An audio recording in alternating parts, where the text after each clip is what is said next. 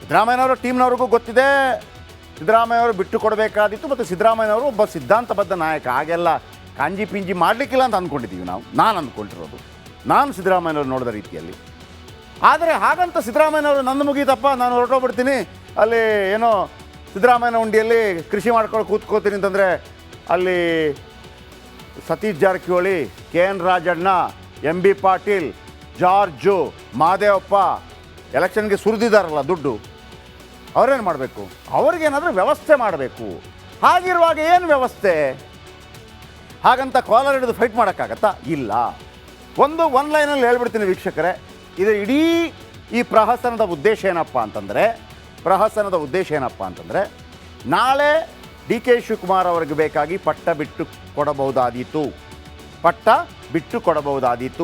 2 ವರ್ಷ ಮಾಡಬೇಕಾದೀತು. ಆದರೆ ಮುಂದಿನ ಚುನಾವಣೆ ಇದೆಯಲ್ಲ, 2028 ಚುನಾವಣೆ, ಆ ಟೈಮಲ್ಲಿ ಈ ಕಾಂಗ್ರೆಸ್ ಹಿಡಿತ ನಮ್ಮ ಕೈಗೆ ಬರಬೇಕು. ಹೆಂಗೆ ಬರುತ್ತೆ?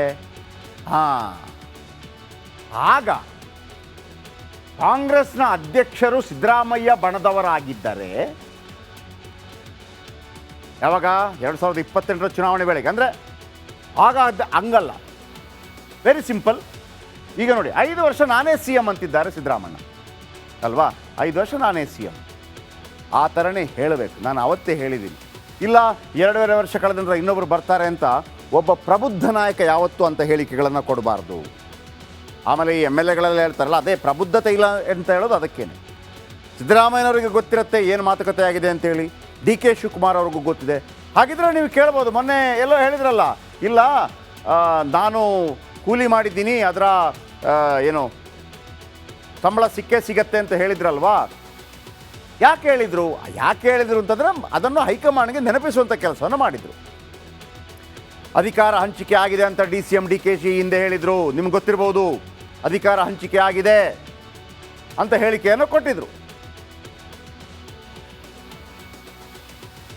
ಈ ಇಬ್ಬರ ಜಗಳದಿಂದ ನಿಜವಾಗಲೂ ಸಂಕಷ್ಟಕ್ಕೆ ಸಿಲುಕಿದ ಕಾಂಗ್ರೆಸ್ ಪಾರ್ಟಿ ಸಿದ್ದರಾಮಯ್ಯ ಅವರನ್ನು ಕೆಳಗಿಳಿಸಿದರೆ ಖಂಡಿತವಾಗ್ಲೂ ಹೊಡೆತ ಫಿಕ್ಸ್. ಅಂದರೆ ಹಾಗೆಂತ ಸಿದ್ದರಾಮಯ್ಯನವರನ್ನು ಬಿಟ್ಟರೆ ಕಾಂಗ್ರೆಸ್ ಇಲ್ವಾ? ಹಂಗಲ್ಲ. ಸಿದ್ದರಾಮಯ್ಯನವರನ್ನು ಬೇಸರಗೊಳಿಸಿ ಏನಾದರೂ ಕೆಳಗಿಳಿಸಿದರೆ ಹೊಡೆತ ಫಿಕ್ಸ್. ಹೆಂಗೆ ಹೇಳ್ತೀರಿ ಅಂತಂದರೆ ಯಡಿಯೂರಪ್ಪರವ್ರನ್ನ ಅಳಿಸ್ತಾ ಬಿ ಜೆ ಪಿ ಕೆಳಗಿಳಿಸ್ತಲ್ವಾ? ಬಿ ಜೆ ಪಿಗೆ ಹೆಂಗಿತ್ತು ಭ್ರಮೆ ಅಂತಂದರೆ, ನಮ್ಮ ಸಂಘಟನೆ ಭಾಳ ಸ್ಟ್ರಾಂಗ್ ಆಗಿದೆ, ನಾವೇ ಎಲ್ಲ ಮಾಡಬಲ್ಲೆವು, ಯಡಿಯೂರಪ್ಪ ಏನೂ ಅಲ್ಲ ಅನ್ನುವಂಥ ರೀತಿಯಲ್ಲಿ ಮಾಡಿದರು. ಏನಾಯಿತು? ನೇರವಾಗಿ 104 ಸ್ಥಾನದಿಂದ 66 ಸೀಟ್ಗೆ ಕುಸಿದು ಬಿದ್ದಿದೆ ಕಮಲ ಪಡೆ ಅನ್ನೋದು ನಮಗೆ ಗೊತ್ತಿರುವಂಥ ವಿಚಾರ. ಸಿದ್ದರಾಮಯ್ಯ ಕೆಳಗಿಳಿಸಿದ್ರು ಕೂಡ, ಅಂದರೆ ಸಿದ್ದರಾಮಯ್ಯನವರನ್ನು ಯಡಿಯೂರಪ್ಪನವರ ಥರ ಏನಾದರೂ ಕೆಳಗಿಳಿಸಿದರೆ ಖಂಡಿತವಾಗಲೂ ದೊಡ್ಡ ಅಹಿಂದ ಹೊಡೆತ, ದೊಡ್ಡ ಕುರುಬ ಸಮುದಾಯದ ಹೊಡೆತ, ಜೊತೆಗೆ ಅಹಿಂದ ಹೊಡೆತ ಖಂಡಿತವಾಗಲೂ ಕಾಂಗ್ರೆಸ್ಗೆ ಇದ್ದೇ ಬೀಳತ್ತೆ ಪೆಟ್ಟು. ಯಾಕಂದರೆ ಅಹಿಂದಾದ ದೊಡ್ಡ ಒಬ್ಬ ನಾಯಕ ಸಿದ್ದರಾಮಯ್ಯ, ಅದರಲ್ಲಿ 2 ಮಾತಿಲ್ಲ. ಹಾಗಂತ ಇಡೀ ಪಕ್ಷವನ್ನು ಸಿದ್ದರಾಮಯ್ಯನವರ ಕಾಲ ಬುಡಕ್ಕೆ ಕಟ್ಟಕ್ಕಾಗತ್ತಾ ಕಾಂಗ್ರೆಸ್? ಡಿ ಕೆ ಶಿ ಅವರನ್ನು ಕೂಡ ಸಿ ಎಂ ಮಾಡಬೇಕಲ್ಲ. ಇತ್ತ ಡಿ ಕೆ ಶಿ ಅವರನ್ನು ಕೂಡ ಸಿ ಎಂ ಮಾಡದಿದ್ದರೂ ಕಷ್ಟ ಇದೆ. ಯಾಕಂದರೆ ಪಾಪ ಪರಮೇಶ್ವರ್ ಅಂತವ್ರು ಬಾಯಿ ಮುಚ್ಕೊಂಡು ಕೂತ್ಕೊಂಡ್ರು, ಮಲ್ಲಿಕಾರ್ಜುನ ಖರ್ಗೆ ಅವರು ಬಾಯಿ ಮುಚ್ಕೊಂಡು ಕೂತ್ಕೊಂಡ್ರು, ಮುಖ್ಯಮಂತ್ರಿ ಮಾಡದೇ ಇರಲಿ. ಡಿ ಕೆ ಶಿವಕುಮಾರ್ ಅಂತವರಲ್ಲ, ಅವರು ತಮ್ಮ ಶಕ್ತಿ ಪ್ರದರ್ಶನ ಮಾಡುವಂಥವರು. ಹಾಗಿದ್ರೆ ಶಾಸಕರ ಬೆಂಬಲ ಇದೆಯಾ ಅಂತ ನೀವು ಕೇಳ್ಬೋದು. ಯಾಕಂದರೆ ಸಿದ್ದರಾಮಯ್ಯನವರ ಬಳಿ ಇರುವಂಥ ಒಂದು ಆಯುಧ ಏನಪ್ಪ ಅಂತಂದರೆ ಶಾಸಕರ ಬೆಂಬಲ ಕೇಳಿ ಅಂತ ಹೇಳ್ಬೋದು. ಸಿದ್ದರಾಮಯ್ಯನವರ ಬಳಿ ಶಾಸಕರ ಬೆಂಬಲ ಖಂಡಿತ ಇದೆ. ಹಾಗಿದ್ರೆ ಡಿ ಕೆ ಶಿವಕುಮಾರ್ ಬಳಿ ಇದೆಯಾ ಈಗ ಶಾಸಕರ ಬೆಂಬಲ? ಹೊಸ ಶಾಸಕರ ಬೆಂಬಲ ಇರ್ಬೋದು, ಯಾಕೆಂತಂದರೆ ಅವರಿಗೆಲ್ಲ ಬಿ ಫಾರಂ ಕೊಟ್ಟಿದ್ದು ಇವರೇ. ಹಾಗಿದ್ರೆ ಹೊಸ ಎಲ್ಲ ಎಮ್ ಎಲ್ ಎಗಳಿಗೆ ಬಿ ಫಾರಂ ಅವರೇ ಕೊಟ್ಟಿರ್ಬೋದು. ಆದರೆ ಸಿದ್ದರಾಮಯ್ಯ 2013ರಿಂದ 2018 ತನಕ ಮುಖ್ಯಮಂತ್ರಿ ಆಗಿದ್ದರು. ಆ ಅನುದಾನಗಳೆಲ್ಲ ಎಲ್ಲ ಶಾಸಕರಿಗೆ ಇವರು ಕೊಡೋದು, 50 ಕೋಟಿ, 100 ಕೋಟಿ, 500 ಕೋಟಿ. ಆ ಅನುದಾನದ ರೀತಿಯಲ್ಲಿ ಒಂದು ಪ್ರೀತಿ ಬಂದಿರುತ್ತೆ ಶಾಸಕರಿಗೆ, ನನಗೆ ಇವರಾದರೆ ಒಳ್ಳೆಯದಪ್ಪ ನನ್ನ ಕ್ಷೇತ್ರಕ್ಕೆ ಅಂತೇಳಿ. ಹಾಗಂತ ಡಿ ಕೆ ಶಿಗೆ ಬರೋದಿಲ್ವಾ ಶಾಸಕರ ಬಲ? ಬರುತ್ತೆ, ಮುಖ್ಯಮಂತ್ರಿ ಆದ ನಂತರ ಬರುತ್ತೆ. ಈಗ ನೀವು ಕೇಳ್ಬೋದು, ಸಿದ್ದರಾಮಯ್ಯನವರಿಗಿಂತ ಸೀನಿಯರ್ ಅಲ್ವಾ ಮಲ್ಲಿಕಾರ್ಜುನ ಖರ್ಗೆ, ಅವರಿಗೆ ಶಾಸಕರ ಬಲ ಇಲ್ವಾ ಅಂತೇಳಿ. ಪಕ್ಷದ ಮೇಲೆ ಹಿಡಿತಾ ಇರ್ಬೋದು, ಶಾಸಕರ ಬಲ ಇರೋದಿಲ್ಲ. ಯಾಕೆ ಹೇಳಿ, ಮಲ್ಲಿಕಾರ್ಜುನ ಖರ್ಗೆ ಅವರು ಕೂಡ ಮುಖ್ಯಮಂತ್ರಿಯಾಗಿ ಶಾಸಕರಿಗೆ ಅನುದಾನ ಕೊಡುವಂಥ ಜಾಗದಲ್ಲಿ ಕೂರಲೇ ಇಲ್ಲ ಇಲ್ಲಿ ತನಕ. ಅವರು ಸಿದ್ದರಾಮಯ್ಯ ಕೂತಿದ್ದಾರೆ. ಇದರ ಜೊತೆಗೆ ಡಿ ಕೆ ಶಿಗಿದೆ ಬಹುತೇಕ ಎಲ್ಲ ಹೊಸ ಶಾಸಕರ ಬಲ. D K she C M ಆಗಲಿ ಅಂತ ಶಿವಗಂಗಾ ಬಸವರಾಜ್ ಚನ್ನಗಿರಿ ಶಾಸಕ ಹೇಳಿದರು. ಸಿ ಎಂ ಮಾಡದೇ ಇದ್ರೆ ಡಿ ಕೆ ಶಿ ಸುಮ್ಮನಿರೋದಿಲ್ಲ. ಹಾಗೇನೆ ಸಿ ಎಂ ಪಟ್ಟದಿಂದ ಏಕಾಏಕಿ ತಮ್ಮ ಡಿಮಾಂಡ್ಗಳನ್ನು ಪೂರೈಕೆ ಮಾಡದೆ ಕೆಳಗಿಳಿಸಿದ್ರೆ ಸಿದ್ದರಾಮಯ್ಯ ಕೂಡ ಸುಮ್ಮನಿರೋದಿಲ್ಲ. ನನಗೆ 5 ವರ್ಷ ಬೇಕು, ನಾನೇ ಮಾಡ್ತೀನಿ ಅಂತ ಸಿದ್ದರಾಮಯ್ಯನವರು ಕೇಳಲಿಕ್ಕಿಲ್ಲ ಅಂತ ನಾನು ಅಂದ್ಕೊಂಡಿದ್ದೀನಿ. ಆದರೆ ನನ್ನ ಆಪ್ತೇಷ್ಟರಿಗೆ ಇಂಥ ಆ ಡಿಮಾಂಡ್ ಕ್ರಿಯೇಟ್ ಮಾಡಬೇಕು ಅಂತಂದರೆ ಆ ಒಂದು ವಾತಾವರಣ ನಿರ್ಮಾಣ ಮಾಡಬೇಕು. D K she C M ಆದರೆ ಸಿದ್ದರಾಮಯ್ಯ ಬಣದ ಶಾಸಕರು ಒಪ್ತಾರಾ ಅನ್ನುವಂಥ ಪ್ರಶ್ನೆಗಳೆಲ್ಲ ಉದ್ಭವ ಆಗುತ್ತೆ. ವೀಕ್ಷಕರೇ, ಬಾಟಮ್ ಲೈನ್ ಒಂದು ಹೇಳ್ಬಿಡ್ತೀನಿ. ಈಗ ಅಂದುಕೊಂಡಂತೆ ನಡೆದರೆ ಮುಂದಿನ 2.5 ವರ್ಷದಲ್ಲಿ, ಅಂದರೆ ಈ ವರ್ಷ 2.5 ವರ್ಷ ಆಗುತ್ತೆ, ನವಂಬರ್ಗೆ ಮೇ ಟು ಮೇ 2 ವರ್ಷ, June July August September October November 2.5 ವರ್ಷ ಆಗುತ್ತೆ. ಸಿದ್ದರಾಮಯ್ಯನವರು ಕೆಳಗಿಳಿಬೇಕಾಗಬಹುದೇನೋ ಒಂದು ವೇಳೆ ಒಪ್ಪಂದ ಆಗಿದ್ದರೆ. ನನಗೆ ಒಂದು ರಿಕ್ವೆಸ್ಟ್ ಇತ್ತು ಸಿದ್ದರಾಮಯ್ಯನವ್ರ ಹತ್ರ. ಸಿದ್ದರಾಮಯ್ಯನವರು 2.5 ವರ್ಷದ ಬದಲಾಗಿ ಇನ್ನೂ 3 ತಿಂಗಳು ಆಡಳಿತ ಮಾಡಿಬಿಟ್ಟರೆ, ಅಂದರೆ 2026 ಫೆಬ್ರವರಿ ತನಕ ಮಾಡಿಬಿಟ್ಟರೆ, ಕರ್ನಾಟಕವನ್ನು ಅತಿ ಹೆಚ್ಚು ದಿನಗಳು ಆಳಿದಂತಹ ದೇವರಾಜ ಅರಸು ಅವರ ದಾಖಲೆಯನ್ನು ಮುರಿತಾರೆ. ಇಳಿಯೋದೇ ಆಗಿದ್ದರೆ 3 ತಿಂಗಳು ಎಕ್ಸ್ಟ್ರಾ ಕೇಳ್ಕೊಳ್ಳಿ ಅಂತ ನಾವು ಹೇಳ್ತಾ ಇರುವಂಥದ್ದು. ಸಿದ್ದರಾಮಯ್ಯ ಬಣಕ್ಕೂ ಗೊತ್ತೇನು, ಡಿ ಕೆ ಶಿವಕುಮಾರ್ ನೀನು ಮಾಡಬೇಡಪ್ಪ ಹಂಗೆ ಕೇಳಲ್ಲ.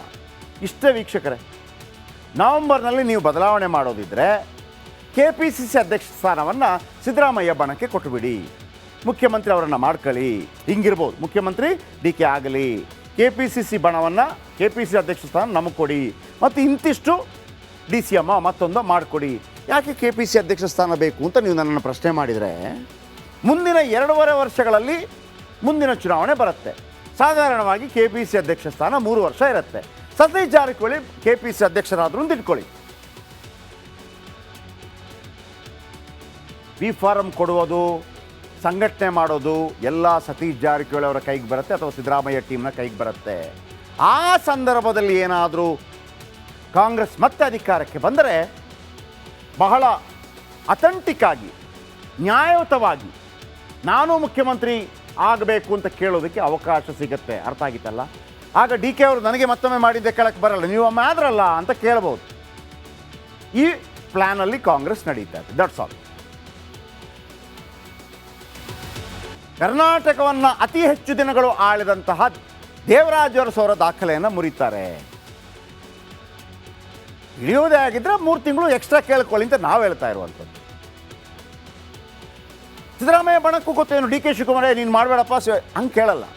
ಇಷ್ಟೇ ವೀಕ್ಷಕರೇ, ನವಂಬರ್ನಲ್ಲಿ ನೀವು ಬದಲಾವಣೆ ಮಾಡೋದಿದ್ದರೆ ಕೆ ಪಿ ಸಿ ಸಿ ಅಧ್ಯಕ್ಷ ಸ್ಥಾನವನ್ನು ಸಿದ್ದರಾಮಯ್ಯ ಬಣಕ್ಕೆ ಕೊಟ್ಟುಬಿಡಿ, ಮುಖ್ಯಮಂತ್ರಿ ಅವರನ್ನು ಮಾಡ್ಕೊಳ್ಳಿ.